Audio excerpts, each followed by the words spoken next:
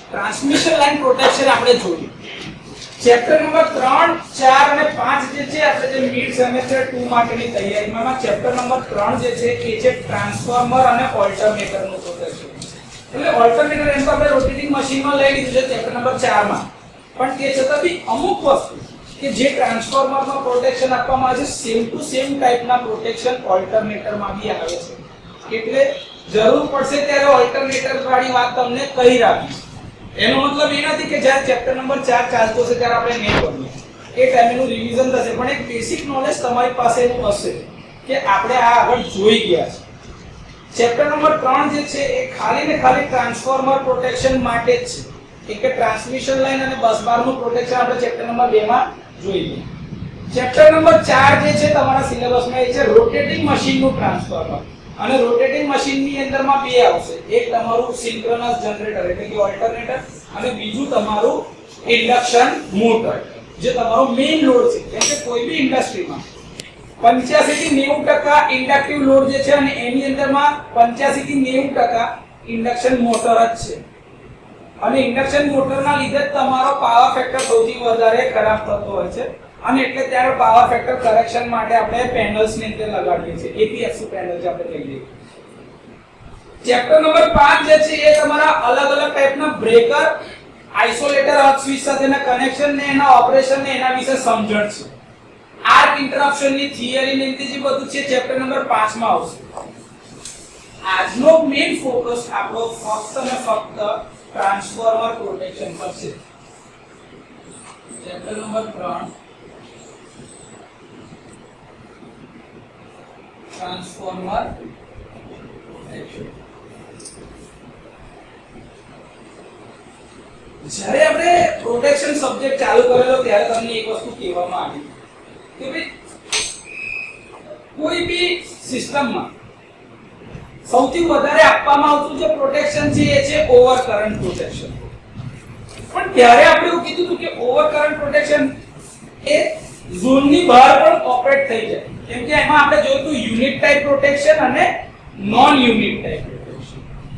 Unit type એટલે કે ખાલી ને ખાલી મારા સેક્શનમાં મારે ઓપરેટ થવાનું છે એને કહેવાય યુનિટ ટાઈપ. અને નોન યુનિટ ટાઈપ પ્રોટેક્શન એટલે કે આઉટ ઓફ ઝોન ઓપરેટ થાય કે બીજા માટે હોય સેવા કરે કે ભાઈ તારું પ્રોટેક્શન નહીં થયું ઓપરેટ, હું તારા માટે બેકઅપ આપું છું.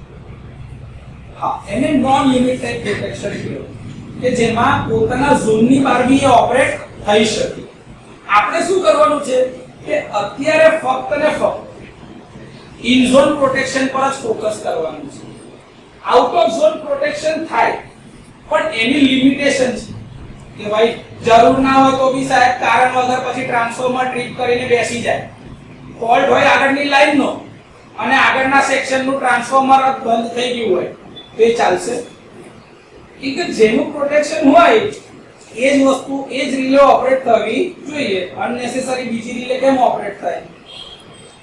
તો એ ના થાય એટલા માટે જ ટ્રાન્સફોર્મર ની અંદર જે સૌથી એસેન્શિયલ પ્રોટેક્શન મૂકવામાં આવે છે એ છે ડિફરન્શિયલ પ્રોટેક્શન. શું છે? Differential protection.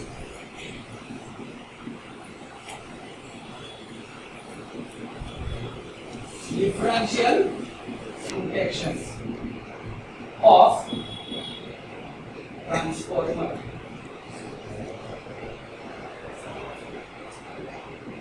The protection છે એ કરંટ ના ડિફરન્સ પર કામ કરે છે. તો સર કરંટ નો ડિફરન્સ એટલે તો એ ભણેલા છે.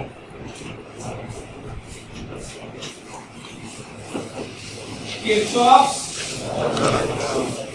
કરંટ લો. કિર્ચોફ કરંટ લો શું કહેતો હતો કે એની જંક્શન અથવા તો node point the algebraic sum of current entering is equal to current leaving. એટલે ધારો કે તમે આજે નોડ કહેતા હતા current entering is equal to current leaving. I1 enter થાય છે અને I2 બહાર જાય છે તો I1 equals to I2 થવું જોઈએ. Yes or no?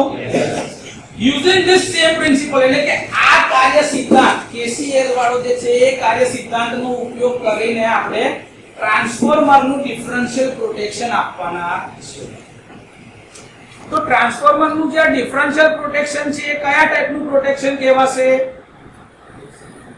Unit type. કેમ યુનિટ ટાઈપ? કેમ કે ફક્ત ને ફક્ત ટ્રાન્સફોર્મર સુધી ધ્યાન આવશે, એની બહાર ધ્યાન આપવાનું. તો ડિફરન્શિયલ પ્રોટેક્શન જે છે એને કહેવામાં આવે છે યુનિટ પ્રોટેક્શન. શું કહેવાય છે? એમાં ટ્રાન્સફોર્મરના ઝોનની બહાર ધારો ફોલ્ટ થશે તો ડિફરન્શિયલ પ્રોટેક્શન ઓપરેટ થશે. સર ધારો કે એના પછીની ટ્રાન્સમિશન લાઇનમાં ફોલ્ટ થયો અને ટ્રાન્સમિશન લાઇનની રિલે ઓપરેટ નહીં થતી તો ટ્રાન્સફોર્મરની રિલેને બેકઅપ આપશે. સર તમે તો કહો છો કે ડિફરન્શિયલ રિલે ઓપરેટ નહીં થાય, અલા પણ ઓવરકરન્ટ રિલે તો આપેલી છે ને, ટ્રાન્સફોર્મરમાં ઓવરકરન્ટ રિલે તો લગાડેલી છે કે નહીં? જરૂરી થોડી છે કે એની અંદર એક જ ટાઈપનું પ્રોટેક્શન આપણે આપ્યું છે. ટ્રાન્સફોર્મરની અંદર એક કરતા વધારે પ્રોટેક્શન આપવામાં આવે જ છે, નહીં તો આ બધા પ્રોટેક્શન યુઝ કરશે. એમાં બુકોલ્સ રિલે મૂકેલી જ છે ને, બુકોલ્સ ના હોય તો સડન પ્રેશર રિલે મૂકેલી જ છે કે નહીં? એસપીઆર જે આપણે કહે છે સડન પ્રેશર રિલીઝ, એ બધું રિલે નહીં મૂકેલું સાહેબ? એક્સપ્લોઝન વેન્ટ મૂકેલા છે ને કે ભાઈ ટ્રાન્સફોર્મરમાં અંદર ઓઇલનું જે છે એ પ્રેશર વધી જાય તો એક્સપ્લોઝન વેન્ટ ફાટી જાય, જેના કારણે ટ્રાન્સફોર્મરનો બ્લાસ્ટ થતો અટકી જાય. તો એ બધા પ્રોટેક્શન તો અંદર મૂકેલા જ છે ને, તો પછી આ રિલેની શું જરૂર છે?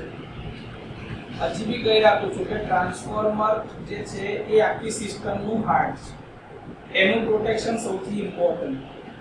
અને દરેક ઓક્સિલરીમાં એક કરતા વધારે પ્રોટેક્શન મૂકવામાં આવેલા છે. એટલા માટે તમને કહી રહ્યા છું કે આવું જો ફોલ્ટ થશે ટ્રાન્સફોર્મરના ઝોનની બહાર તો રિલે ઓપરેટ થશે. ટ્રાન્સફોર્મરની અંદર જે ઓવરકરન્ટ રિલે લગાડી છે એ ઓપરેટ થશે.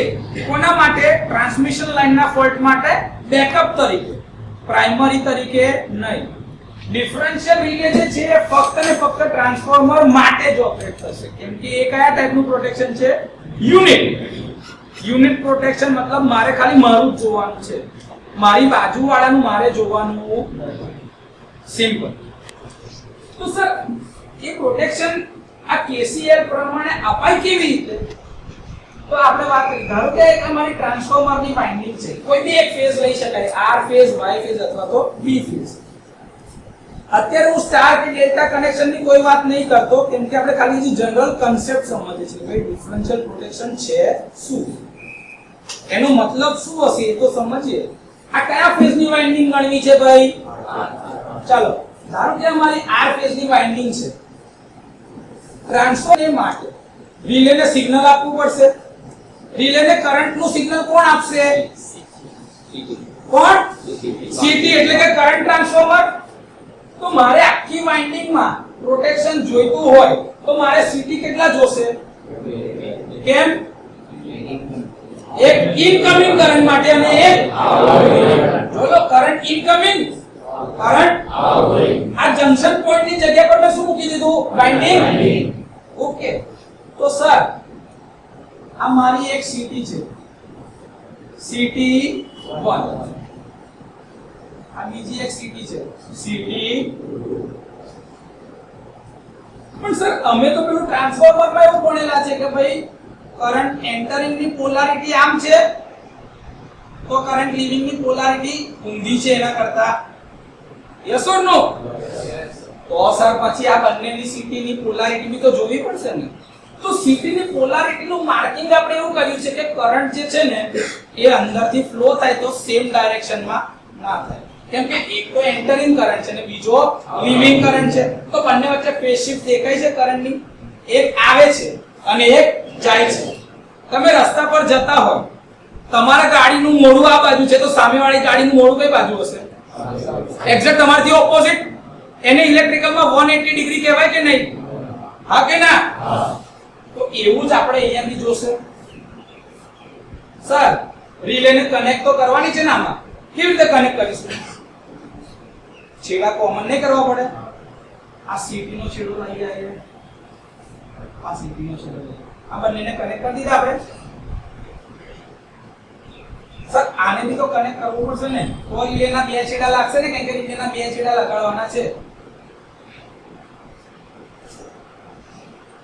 અને અહીંયા મેં શું લગાડી દીધી? આ મારી ટ્રીપ કોઇલ. શું લગાડી? Trip coil. રિલે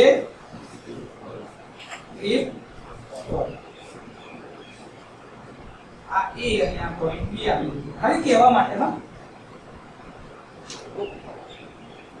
આ જે રિલેની ટીપ કોઇલ જે છે ને એ મારે એક્ઝેક્ટ સેન્ટર ઉપર લગાડવાનું છે કેટલા પર સેન્ટર ઉપર એટલે કે 50% પર કેમ એવું કરીશું એ બી કહું હમણાં આ કર્યું હવે મારો સીટી નો કરંટ જે છે કરંટ એન્ટર થયો પ્રાઇમરી માંથી અને સેકન્ડરી આ બાજુની પ્રાઇમરી માંથી નીકળી ગયો હા કે ના એ વાઇન્ડિંગ થ્રુ થશે વાઇન્ડિંગ માંથી જશે ને એ કરંટ પ્રાઇમરી સર્કિટ માંથી સામે સેકન્ડરી નું રિફ્લેક્શન આવશે હા કે ના 180 ડિગ્રી ઊંધું લેવું પડશે સેકન્ડરી માં પેલી ફેઝ શિફ્ટ પણ મેં પોલારિટી અત્યારે સાહેબ એવી માર્ક કરી છે કે બંને વાઇન્ડિંગ એકબીજાની સેમ પોલારિટીમાં તો અહીંથી જે કરંટ જતો હશે ને મારો એ સ્મોલ i1 આમ જ જતો હશે એટલે આના જેવો જ જઈ ગયો છે આ કેપિટલ i1 છે પ્રાઇમરી નો છે આ i2 કરતો છું કેપિટલ અને આ મારો સેકન્ડરી છે એટલે સ્મોલ i1 છે તો અહીંથી બી કરંટ આમ જશે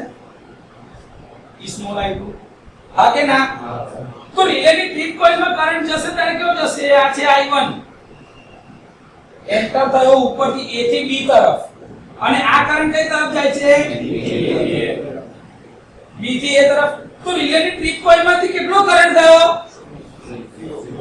અરે ના તારે શું કહેવું મેથેમેટિકલી શું કહેવાય i1 માઈનસ i2 રિલેની ટીપ કોઇલમાંથી કરંટ કે ગયા કે નહીં તો ટોટલ રિલે નો ટીપ કોઇલ નો current I relay is equals to મારા જેવું કહેવાય i1 i2 નો મોડ માના એટલે ભાઈ i2 મોટો હોઈ શકે છે ને i1 બી મોટો હોઈ શકે છે તો જે તે વખતે બાદબાકી જે મોટું હોય એ મોટો માઈનસ છોટો આ યાદ રાખો મોટો માઈનસ છોટો કરી દેવાય એટલા માટે મેં મોડ લખ્યો છે આટલો કરંટ મારે રિલેની ટીપ કોઇલમાંથી જવો જોઈએ કે નહીં હવે ધારો કે બેલેન્સ કન્ડિશન છે હું શું કહું છું આ 1000:1 ની સીટી છે કેટલા 1000:1 તો સેમ અહીંયા આગળની બી સીટી એક હરખી જ રાખવી પડશે બેયનો રેશિયો એક હરખો જ ને ધારો કે 1000:5 ની રાખી દઉં તો 1000 એમ્પિયર પ્રાઇમરીમાંથી તો એક હરખો ગયો પણ અહીંનો કરંટ કેટલો થયો 1 એમ્પિયર અને અહીંનો કરંટ તો 1 - 5 ટ્રીપ કોઇલમાંથી 4 એમ્પિયર કરંટ જશે તો રિલે કારણ વગર ટ્રીપ થઈ જશે તો ડિફરન્શિયલ પ્રોટેક્શન ની એક ખાસ કન્ડિશન કે જે બી સીટી લગાડવામાં આવે એનો સીટી રેશિયો આઇડેન્ટિકલ હોવો જોઈએ એટલે કે સેમ ટુ સેમ અહીંયા આગળ 1000:1 ની સીટી લઉં તો અહીંની બી સીટી કેટલી હોવી જોઈએ આ એક સૌથી જરૂરી કન્ડિશન કે ભાઈ બંને સીટી એક સરખી હોવી જોઈએ નહીં તો આની અંદરમાં બી 1000 એમ્પિયર પ્રાઇમરીમાંથી ગયો આમાંથી બી 1000 એમ્પિયર પ્રાઇમરીમાંથી ગયો પણ સેકન્ડરી ધારો કે અહીંયા 5 એમ્પિયર હોત ને અહીંયા 1 હોત તો આમાંથી કેટલો જાય 5 અને આમાંથી તો 5 - 1 એટલે રિલેની ટ્રીપ કોઇલમાંથી 4 એમ્પિયર જાય તો રિલેની ટ્રીપ કોઇલને એનર્જાઇઝ કરી દીધી એનર્જાઇઝ થાય એટલે સર્કિટ બ્રેકરની અંદર ટ્રીપ કોઇલ એનર્જાઇઝ કરીને સર્કિટ બ્રેકરને ઓપન કરી દેશે હેલ્ધી કન્ડિશન બ્રેકર ઓપરેટ થઈ જાય એટલે ટ્રાન્સફોર્મર છૂટી ગયું હવે ટ્રાન્સફોર્મર છૂટી જાય તો સિસ્ટમ ચાલે ખરી એ ના થવું જોઈએ એ ના થાય ને એટલા માટે આપણે શું કહીએ છીએ કે ભાઈ હેલ્ધી કન્ડિશનમાં ડિફરન્શિયલ પ્રોટેક્શનમાં રિલે ઓપરેટ ના થાય એના માટે બંને સીટી ના રેશિયો કેવા જોઈએ same identical yes or no okay sir તો હવે મને ખબર પડી ગઈ કે ધારો કે આવું હશે તો અહીંયાથી બી 1 એમ્પિયર ગયો આમથી બી 1 એમ્પિયર તો રિલેની ટ્રીપ કોઇલમાંથી કરંટ કેટલો ગયો 1 - 1 કેટલા 0 એમ્પિયર તો રિલે ઓપરેટ થાય હવે ધારો કે સાહેબ આમાં લાઈન ટુ ગ્રાઉન્ડ ફોલ્ટ થયો કોઈ કારણથી આ વાઇન્ડિંગ જે છે એ કોઈ ટેન્કના ટર્મિનલને કે કોઈ જગ્યા પર અડકી જાય છે જેથી કરીને ગ્રાઉન્ડ થઈ જાય છે એલજી ફોલ્ટ થાય છે લાઈન ટુ ગ્રાઉન્ડ ફોલ્ટ થયો તો કરંટ હવે જે છે એ સીટી 2 માંથી તો જતો નથી હવે કરંટ કઈ બાજુ જાય છે સીટી 1 માંથી ડાયરેક્ટ ગ્રાઉન્ડમાં તો અહીંયા આગળ 1 એમ્પિયર દેખાશે અહીંયા કેટલો આવશે 0 આ 0 આવ્યો જ્યારે એલજી ફોલ્ટ થયો લાઈન ટુ ગ્રાઉન્ડ ફોલ્ટ હા એલજી વાઇન્ડિંગ નો કોઈ એક ટર્મિનલ ટ્રાન્સફોર્મરની અંદરનું કોઈ જગ્યાએથી બ્રેક થઈને કોકની સાથે અડકી જાય છે તો લાઈન ટુ ગ્રાઉન્ડ ફોલ્ટ થાય તો એ ટાઈમે અહીંયાથી કરંટ તો I1 માં તો 1 એમ્પિયર દેખાય છે પણ I2 માં 0 તો રિલેની ટ્રીપ કોઇલમાંથી કેટલું જશે 1 - 0 નું માનાંક એટલે 1 એમ્પિયર હા કે ના તો રિલેની ટ્રીપ કોઇલ એનર્જાઇઝ થશે એ શું કરશે બ્રેકરની ટ્રીપ કોઇલને સિગ્નલ આપશે એને એનર્જાઇઝ કરશે એ સર્કિટ ક્લોઝ થશે એટલે બ્રેકર ઓપરેટ થઈ જશે તો ટ્રાન્સફોર્મરની અંદર જ ફોલ્ટ થયો તો ને ટ્રાન્સફોર્મરને એને છૂટું કરી દીધું તો બરોબર કહેવાય હા ને એની અંદર જ ફોલ્ટ થયો તો ભાઈ તને બીમાર તું થયો ને ડોક્ટરે તને જ ઇન્જેક્શન મારી કે બોટલ ચડાયા તો બરોબર કર્યું કહેવાય તો એવું ટ્રાન્સફોર્મરની અંદર ફોલ્ટ થયો બ્રેકર ઓપરેટ થઈ ગયો અહીંયા બ્રેકર મૂકેલું રાખી દે ને ભાઈ આ જે છે અમારું બ્રેકર છે એને મેં ઓપન કરી દીધું છે ભાઈ એક્ચ્યુઅલી એનો ડાયાગ્રામ જે છે ને એનો સિમ્બોલ આવો મૂકીએ છે સર્કિટ બ્રેકરનો પણ મેં અત્યારે આ બતાવ્યું છે સ્વિચ જેવું તો ચાલશે સમજણ માટે ખાલી મૂકું છું આ શું થઈ ગયું બ્રેકર ઓપન આ ઓપન થઈ ગયું એટલે આ સિસ્ટમ માંથી છૂટું થઈ ગયું તો ટ્રાન્સફોર્મર હવે છૂટું થઈ ગયું જેવું છૂટું થાય એટલે આપણને ખબર પડે કે ભાઈ કયા કારણથી ટ્રાન્સફોર્મર ઓપરેટ થઈ ગયું છે કઈ રીતે ઓપરેટ થઈ એના માટે એને કેમ થયું તો એના ઉપરથી એના કારણો જોવામાં આવે અને પછી કઈ બાજુ ફોલ્ટ છે નક્કી કરીને પછી ફોલ્ટને રિપેર કરી દેવાનો ફોલ્ટ રિપેર થાય એટલે પાછું એને બ્રેકર ક્લોઝ કરી દેવાનું એક ટ્રાયલ લઈ લેવાનો ટ્રાયલમાં રહી જાય તો ટ્રાન્સફોર્મર વર્કિંગમાં આવી ગયું પડી જાય તો પાછું જોવાનું કે ભાઈ હજી શું પ્રોબ્લેમ આવ્યો છે ડાયગ્નોસ થાય ત્યારે પૂરેપૂરું આવું ડાયગ્નોસ થઈ જાય એટલે ખબર પડી જાય કે ભાઈ કઈ કઈ વસ્તુમાં પ્રોબ્લેમ થઈ શકે આ ડિફરન્શિયલ પ્રોટેક્શન જે છે એ ટ્રાન્સફોર્મરનું સૌથી એસેન્શિયલ પ્રોટેક્શન છે કે ભાઈ એ તો હોવું જ જોઈએ સર આ જે છેડા છે ને આ છેડા આ સીટી થી લઈને રિલેના આ પોઈન્ટ સુધીના આને કહેવામાં આવે છે પાયલોટ વાયર શું કહેવાય છે પાયલોટ વાયર આ પાયલોટ વાયર જે છે ને એ ફક્ત ને ફક્ત કનેક્શન માટે છે શેના માટે જ્યારે તમે આ રિલે લગાડો ને ડિફરન્શિયલ રિલે તો એવું કહે છે કે બે બાજુ 50% પર લગાડેલી હોવી જોઈએ એટલે કે સેન્ટરમાં જ લગાડવી જોઈએ જેથી પાયલોટ વાયરની લંબાઈ બે બાજુ એક સરખી રહે એટલે કે અહીંયા આગળથી સેન્ટરમાં હશે તો આ લંબાઈ બી તો સેન્ટરમાં જ જશે ને અહીંથી લઈને અહીં સુધી યસ ઓર નો યસ લંબાઈ અલગ અલગ હોય તો સાહેબ પ્રોબ્લેમ થશે સૌથી મોટો પ્રોબ્લેમ થશે સર લંબાઈના લીધે શું પ્રોબ્લેમ થાય બને પાયલોટ વાયર જે છે બે બાજુ એક સરખી લંબાઈના આપણે લગાડવાના છે પણ જનરલી શું હોય છે કે આ રિલે જે કનેક્ટ કરી હોય તો આપણે રિલેના છેડા આપણે બ્રેકર સુધી લઈ જવાના હોય છે અહીંયા બ્રેકર સુધી એટલે આપણે શું કરીએ ખબર છે એક બાજુ થોડીક વધારે ખેંચી લીધી હોય સિસ્ટમમાં એવું હોય તો આ બાજુની લંબાઈ વધી જશે વાયરની ધારો કે આ 50% પર હું કનેક્ટ નથી કર્યું કારણ કે મારે ઓક્ઝિલરી સીટીની નજીક લઈ જવી છે કે ભાઈ મારા સેકન્ડરી સીટી અહીંયા મારું બ્રેકર આઇસોલેટર અને અર્થ સ્વિચ ને બધાને કનેક્શન જે મારા જતા હશે તો મારે ટ્રીપ કોઇલ ને યુનિટી 80% આ બાજુ છે 20% આ બાજુ છે સમજો પાયલોટ વાયરની લંબાઈ એક સરખી છે એક બાજુ 80% છે એક બાજુ 20% આ પાયલોટ વાયરની લંબાઈ એક સરખી ના હોય તો સાહેબ કોઈ પ્રોબ્લેમ થશે સૌથી મોટી તકલીફ માનીએ તમે આ રિલેની ટ્રીપ કોઇલ કેમ અહીંયા મૂકી સાહેબ રિલે એટલે નજીક મૂકી કે જેથી કરીને મારે બ્રેકરને જો સિગ્નલ આપવું હોય તો મારે વાયર ઓછો લંબાવવો પડે ને જલ્દીથી સિગ્નલ એના સુધી પહોંચાડી શકાય એટલે મેં એને આ બાજુની સાઈડ પર નજીક લીધી છે તો હવે થશે શું કે આની લંબાઈ અલગ છે આની લંબાઈ અલગ છે તમને પેલું સૂત્ર તો ખબર છે કે R is proportional to rho L by area એટલે કે રેઝિસ્ટન્સ છે એ લંબાઈની ઉપર આધારિત છે આપણે પોટેન્શિયોમીટર થી ભણેલા હતા એ બી આપણે કીધું કે E is also proportional to L કે જે વોલ્ટેજ ડ્રોપ થતો હોય એ. હવે સાહેબ રેઝિસ્ટન્સ જો લંબાઈ વધારે તો આ બાજુનો રેઝિસ્ટન્સ વધારે હશે, આ બાજુનો રેઝિસ્ટન્સ ઓછો હશે. તો સર આની અંદરથી જે કરંટ જતો સાનો રેઝિસ્ટન્સ વધારે તો કરંટ ઓછો, આનો કરંટ વધારે. તો કોઈ કરંટનો ઇમ્બેલેન્સ થશે એની વચ્ચે, તો રિલેની ટ્રીપ કોઇલમાંથી કોઈ કરંટ જશે અને એ રિલેને શું કરી દેશે? એનર્જાઇઝ કરી દેશે. તો રિલે તમારી એનર્જાઇઝ થાય તો બ્રેકરને ટ્રીપ સિગ્નલ આપી દેશે. તો કારણ વગર ખાલી રિલેનું કનેક્શન આ પાયલોટ વાયરનું બરોબર નહોતું, લંબાઈ બે બાજુ અલગ અલગ હતી ને એના લીધે રિલે તમારી ટ્રીપ થઈ. ટ્રાન્સફોર્મર કારણ વગર સિસ્ટમમાંથી આઉટ થઈ ગયું. એ ચાલે? સર મારે પ્રોબ્લેમ સોલ્વ કરવો છે, શું કરાય? પણ 50-50% હવે નહીં મુકાય, કેમ કે મારી ઓક્સિલરી જે છે જે ઓપરેટ કરે છે બ્રેકર ને બધું નજીક છે, એટલે મારે છેડા નાના કરવા છે, એટલે મેં આ બાજુ મૂકી.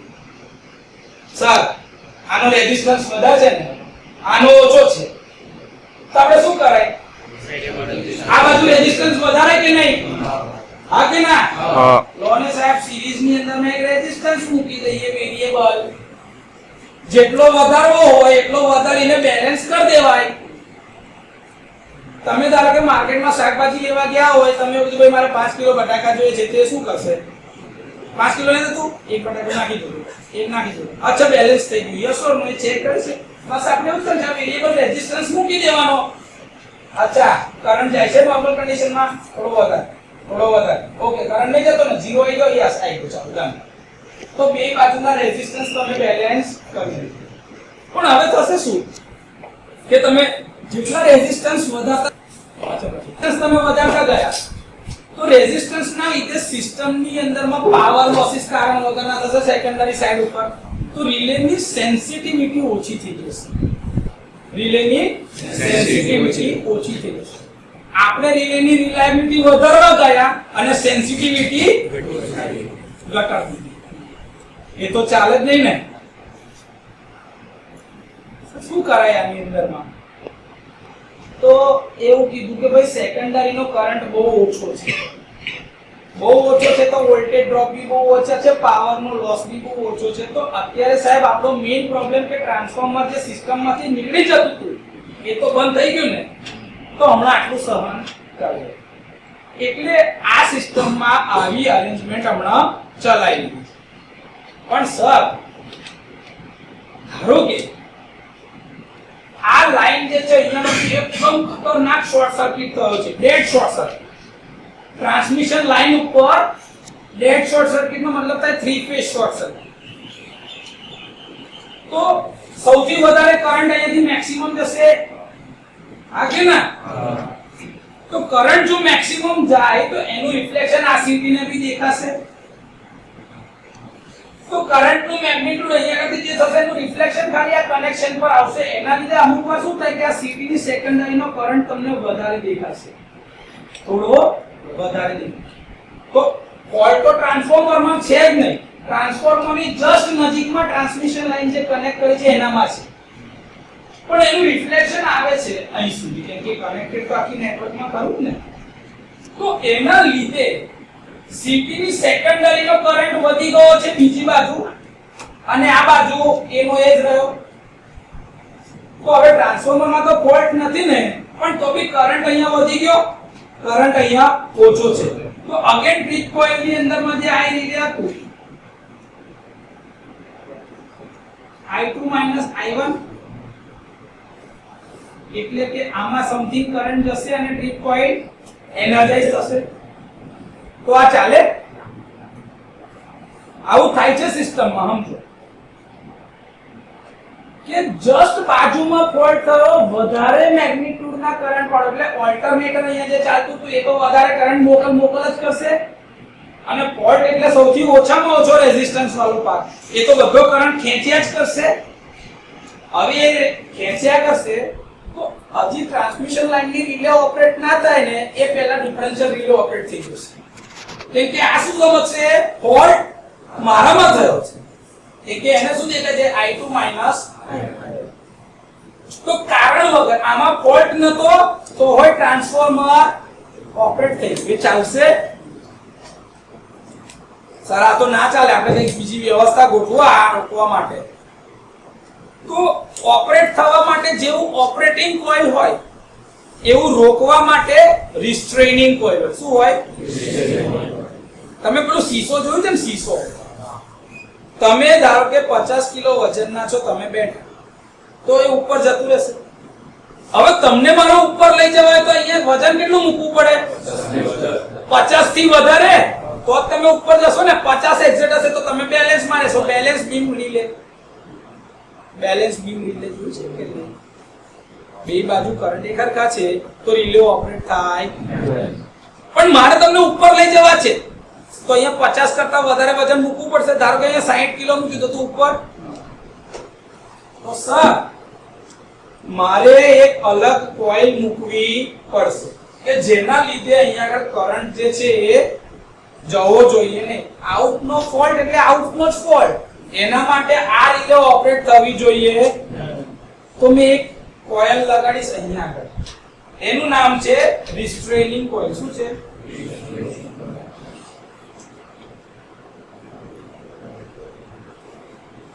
આ રિસ્ટ્રેનિંગ કોઇલ છે. આ શું છે? રિસ્ટ્રેનિંગ કોઇલ. આ રિસ્ટ્રેનિંગ કોઇલ જે છે એ ઓપરેટ થવા દેશે નહીં કે ભાઈ તારે ઓપરેટ થવાનું નથી. પણ સર તો આ રિલે તમે લગાડી, આમાં તમે આ કોઇલ લગાડો તો કોઇલની બાજુ બે બાજુ કરંટ અલગ અલગ નહીં જાય ના. આ કોઇલને એવી રીતે લગાડવાની કે જેથી કરીને બે બાજુ અડધા અડધા આટા મળે. એટલે ધારો કે આનો total number of turns n છે તો પ્રાઇમરી બાજુ કેટલા આટા થઈ જશે? n/2. અને સેકન્ડરી બાજુ એટલે આ પોઈન્ટ કેટલો હશે? તો કે એક્ઝેક્ટ 50% ઓફ રિસ્ટ્રેનિંગ કોઇલ. હું એવું નહીં કહેતો કે પાયલોટ વાયરના એક્ઝેક્ટ 50% હમણાં લીધા છે. એ તો લેવાના જ છે આદર્શ રીતે, પણ કદાચ ના લેવાય તો એની અરેન્જમેન્ટ કરી તમે. એ જ જગ્યા પર સાહેબ મારે હવે રિસ્ટ્રેન બી તો કરવું છે આઉટ ઓફ ઝોન ફોલ્ટ માટે. તો મેં એક બીજી કોઇલ લગાડી. એ કોઇલનો અડધો ભાગ આ બાજુ, અડધો ભાગ પપ્પાની પ્રોપર્ટી છે. તમે બે ભાઈઓ હોય તો બે ભાઈઓના ભાગે કેટલી વેચાશે? અડધી અડધી. તો પ્રાઇમરી બાજુ અડધી, સેકન્ડરી બાજુ અડધી. કોઇલના આટા બે બાજુ અડધા અડધા થઈ ગયા. યસ ઓર નો? આ રીતની અરેન્જમેન્ટ કરવી પડશે તો એ બેલેન્સમાં રહેશે ને. નહીં તો આ બાજુ આટા વધારે હશે તો આ બાજુ ઈએમએફ વધારે, ઈએમએફ વધી જશે ને આ બાજુ, તો પાછું સાહેબ વોલ્ટેજ ઇમ્બેલેન્સ થશે ને પાછી રિલેની ટ્રીપ કોઇલ એનર્જાઇઝ કરીને આ તો ઓપરેટ થઈ જશે. ખોટું ખોટું એવું ચાલે. તો આઉટ ઓફ ઝોન ફોલ્ટ માટે આપણે બીજી એક વ્યવસ્થા કરી, રિસ્ટ્રેનિંગ કોઇલ લગાડી. આને કહેવામાં આવે છે બાયસ્ડ ડિફરન્શિયલ પ્રોટેક્શન. શું કહેવાય છે? Biased differential protection. આમાં જે બી સેટિંગ આવશે ને એ બે અલગ અલગ પ્રકારના આવશે. એવું સર બે સેટિંગ આવશે? હા. એક તો તમારું આ કોમન જે બેસિક સેટિંગ છે આ તો જોઈશે જ ને, ડિફરન્શિયલ તો જ કામ કરશે. તો આને હું કહીશ બેસિક સેટિંગ. શું કહેવાય? બેસિક સેટિંગ કયા હોય? i1 i2 અથવા તો i2 i1 જે લેવું હોય. એટલે મેં શું કર્યું? i2 i1 નો મોડ લખ્યો છે. આ મારું બેસિક સેટિંગ કે આ તો હોવું જ જોઈએ. પણ સર તમે બીજી એક આ રિસ્ટ્રેનિંગ કોઇલ લગાડી ને તો આ બાજુ પ્રાઇમરી નો કરંટ કેટલો જતો હશે? i1. આ બાજુનો કરંટ, તો આ રિસ્ટ્રેનિંગ કોઇલ નો ટોટલ કરંટ કેટલો થયો? i1 અને i2 બેનો સરવાળા જેટલો થાય. પણ બેમાં અડધું અડધું છે તો બેને એમ્પીયરન્સ કેવી રીતે લખાશે? i1 n/2 plus i2. આને કહેવામાં આવે છે બાયસ સેટિંગ. શું કહેવામાં આવે છે? Bias setting. પણ સર આમાં n તો નંબર ઓફ ટર્ન્સ છે ને, n તો નંબર ઓફ ટર્ન્સ. તો આ શું થશે? i1 i2/2. આ ટોટલ કરંટ જે હોય ને એને કહેવામાં છે બાયસ કરંટ સેટિંગ. શું કહેવાય છે? Bias current. ઓકે સર, એટલે જો મારે percentage differential protection અથવા તો bias differential protection ઓપરેટ કરાવવું હોય તો મારી પાસે બે સેટિંગ કેટલા જોઈએ જોઈએ એક તો બેસિક સેટિંગ અને બીજું હોય એ bias સેટિંગ તો બેસિક સેટિંગ તમારું કયું છે I1 I2 નો મોડ અને બેસિક ની જગ્યાએ બાયસ સેટિંગ જે બીજા હતા જે તમે એડિશનલ કર્યું છે એ કયું છે I1 ચલ અહીંયા કેમ મોડ નહીં લીધું એટલે ભાઈ સરવાળો કરવાનો છે બાદબાકી હોય તો તારે માનાંક મૂકવો પડે સરવાળામાં માનાંકની કોઈ જરૂર છે ના 3 + 4 પોઝિટિવ જ આવવાના ને -3 ને -4 તો ઈ સરવાળો તો પોઝિટિવ જ આવવાનો છે એટલે જે આગળની સાઈન હશે એ તો એની એ જ રહેવાની છે તમારે આની કોઈ જરૂર છે નહીં આ તોય તારે મૂકવાનું તો તું મૂકી શકે ખોટું નથી પણ ગાણિતિક રીતે કોઈ દિવસ અહીંયા આગળ માનાંક મૂકવામાં આવતો નથી કેમ કે વેક્ટર જ્યારે તો અત્યારે આપણે સિંગલ ફેઝ ની વાત કરીએ છે ને પણ એક્ચ્યુઅલ તો આ થ્રી ફેઝ માં મુકાય છે થ્રી ફેઝ એટલે વેક્ટર આવશે જ 120 ડિગ્રી વાળા તો વેક્ટર માં એનો ફેઝ એંગલ આવવાનો જ છે તે પોઝિટિવ છે કે નેગેટિવ છે એના ફેઝ એંગલ પરથી ખબર પડવાની જ છે એટલે સરવાળામાં કોઈ દિવસ આપણે આવો માનાંક મૂકતા આવતો જ નથી તો તમે મૂક્યું તો એ ખોટું બી નહીં હોય પણ જો તમારી બુક આન્સર બુકમાં તમે લખો આવી રીતે કદાચ જીટીયુ ના પેપરમાં અને એ ચેક કરવા વાળો માણસ ખાલી ને ખાલી ચોપડી જ જોતો હશે તો એને એટલું જ ખબર હશે કે અચ્છા એ તો માનાંક ના આયેલા આ તો ખોટું લખી છે મોડમાં લખ્યું એ ખોટું છે તો એ તમારા માર્ક્સ કાપી નાખે તો એ બની શકે આપણાને ખબર છે એટલે આપણે એવું નહીં કરીએ આ સમજવા માટે કહી રાખ્યું તમને પણ તમારી સાથે આવું થઈ શકે છે એટલે ધ્યાન રાખવાનું લખતી વખતે ચોપડી પ્રમાણે ખાસ લખજો તો સર આ બંને જે છે ના આ બંને સેટિંગનો રેશિયો આપવામાં છે શું કરવામાં છે આ બંનેના રેશિયોના આધારે રિલેની ટ્રીપ કોઇલ ઓપરેટ થાય એવું સર હવે ધારો કે શું થશે તો અહીંયા આગળ 12 ફોલ્ટ થયો અહીંયા ફોલ્ટ થાય છે ધારો તો આની સેકન્ડરી માંથી એવું સમજો કે I2 માંથી ધારો કે 5 એમ્પિયર જાય છે કેટલા જાય છે સમજવા માટે 5 અને I1 માંથી તો અત્યારે 1 એમ્પિયર જ જાય છે તો રિલે ની અંદરમાં કરંટ કેટલો થઈ ગયો 5 - 1 upon 5 + 1/2 એટલે ઉપર શું થઈ ગયું 4 divided by 5 + 1 એટલે 6/2 એટલે 3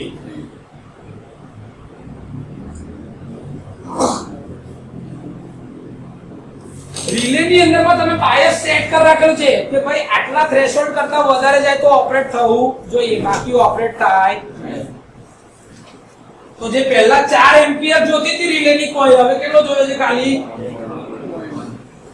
એટલે એની સેન્સિટિવિટી શું થઈ ગઈ બરોબર ઇમ્પ્રૂવ થઈ ગઈ કહેવાય મેગ્નીટ્યુડ ઓછું થઈ ગયું સેન્સિટિવિટી વધી ગઈ એટલે રિલે ખોટી ઓપરેટ થાય તો રિલાયબિલિટી બી ઇમ્પ્રૂવ થઈ ગઈ અને સેન્સિટિવિટી બી ઇમ્પ્રૂવ થઈ ગઈ અને ફોલ્ટ નું મેગ્નીટ્યુડ જે રિલેને દેખાય છે એ કેટલું થઈ ગયું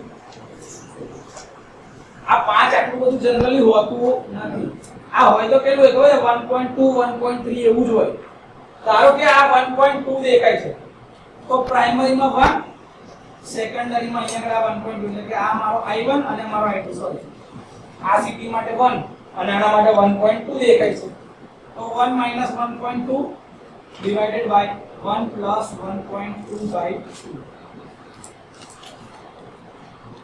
તો આ 2.2/1 થઈ ગયું એટલે શું આવશે 0.2 divided by 1.1 divided by 1.1 તો આ મેગ્નીટ્યુડ ઓર ઓછું થઈ ગયું તો રિલે કારણ વગર ઓપરેટ થશે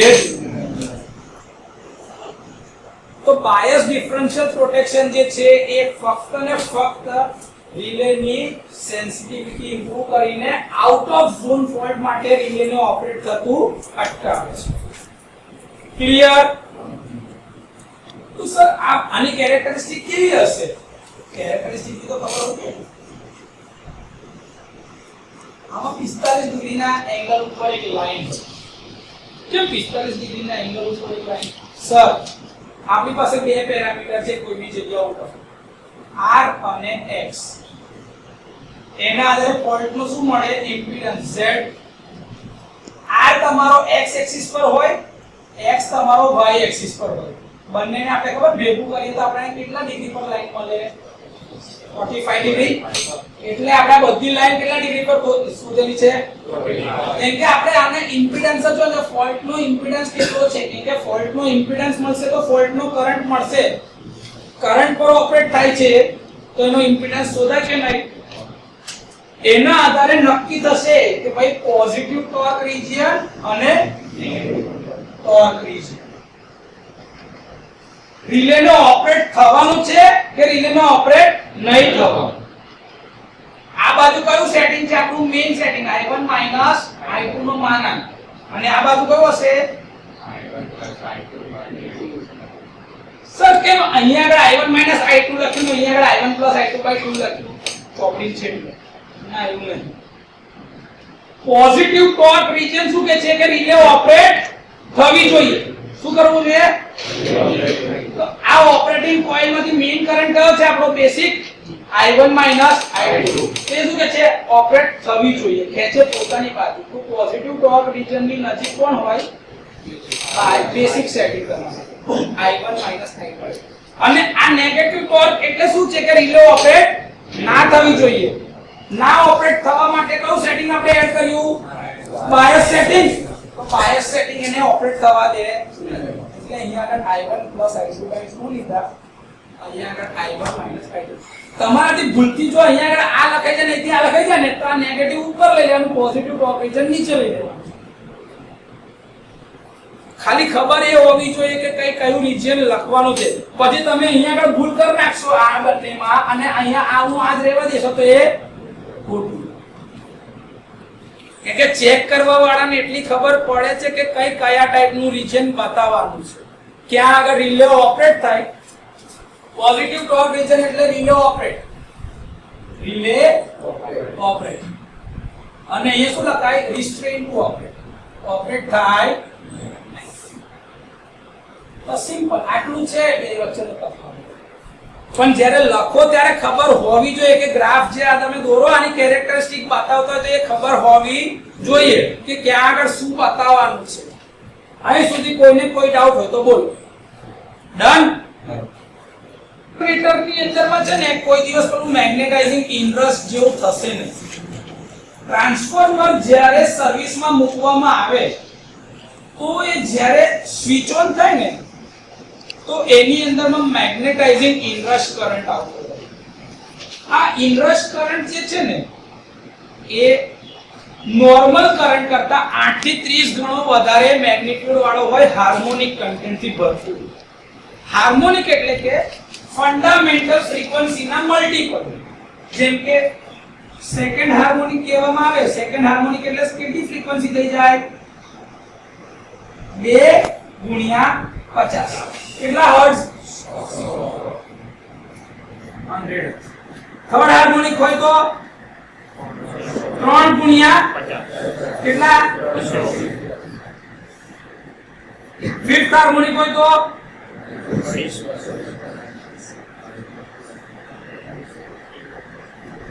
7th હાર્મોનિક હોય તો 350 9th હાર્મોનિક હોય તો 450 તો આ બધા હાર્મોનિક કન્ટેન્ટ જ્યારે એની અંદર આવવા લાગે તો રિલે આની અંદર ખાલી આ ઓપરેટ ના થઈ જાય એના માટે એની જોડે પેરેલલમાં કિક ફ્યુઝ મૂકેલા હોય શું મૂકેલા હોય ફ્યુઝ આ ફ્યુઝ તો સિરીઝમાં હોય ને અરે ભાઈ સ્ટાર્ટિંગ ટાઈમ દરમિયાનમાં ખાલી તારે એક્સ્ટ્રા પેરેલલ પાથ આપવાનો છે આમાંથી ખાલી સ્ટાર્ટિંગ વખતનો જ કરંટ જશે કેટલો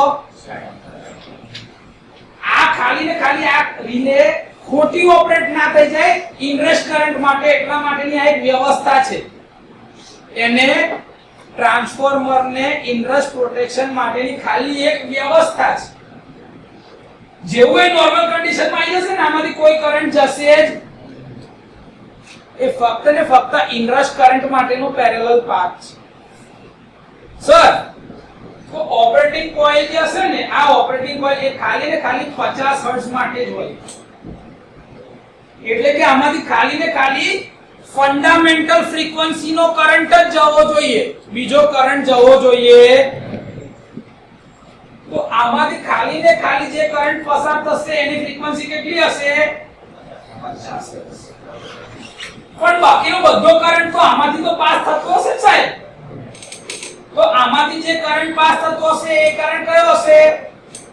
ફંડામેન્ટલ વત્તા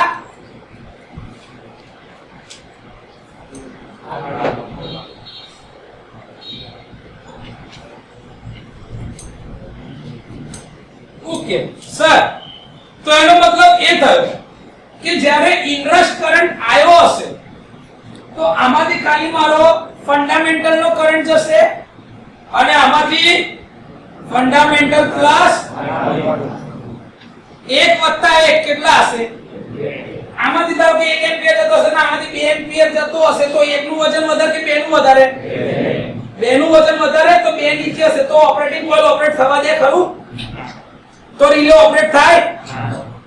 આને કહેવામાં આવે છે હાર્મોનિક રિસ્ટ્રેન્ટ. શું કહેવાય? હાર્મોનિક રિસ્ટ્રેન્ટ. કે ઇનરશ કરંટ વખતે ડિફરન્શિયલ પ્રોટેક્શન ની રિલે ખાલી ઓપરેટ ના થઈ જાય એના માટે આવી વ્યવસ્થા ગોઠવવામાં આવે છે જેને કહેવામાં આવે છે હાર્મોનિક રિસ્ટ્રેન્ટ. શું કહેવાય છે? હાર્મોનિક રિસ્ટ્રેન્ટ. હજી જેમ આપણે આગળ જઈએ છીએ ચેપ્ટરમાં આને વધારે ડિટેલમાં અને શાંતિથી સમજીશું. આ ખાલી ને ખાલી ડિફરન્શિયલ પ્રોટેક્શન નો એક ભાગ હતો એટલે તમને સમજાયું છે અત્યારે. ક્લિયર? આઈ સુધી કોઈ ડાઉટ? ઓકે.